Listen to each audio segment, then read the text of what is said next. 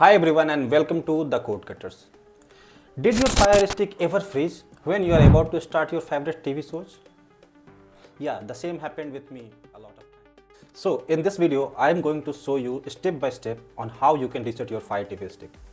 So if it's running slow or if it's not cooperating or acting up, then you can use this video guide and just learn the steps on how you can reset it and start make it more functional.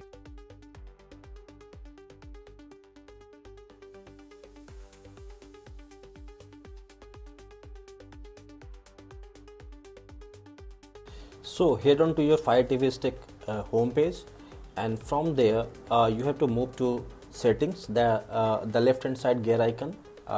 So just click over there, and then from there once the all menus are there, then you have to go to My Fire TV Stick and select it, and then go to Reset to Factory Defaults. And once you click over there, the Fire TV Stick will get reset, and it will reboot again, and then you will have to again start from the very beginning. So the way you set up your Fire TV Stick, so you have to set up your Fire TV Stick once again. If you don't know how to set up Fire TV Stick, then you can just go through our video that is available in the I icon above.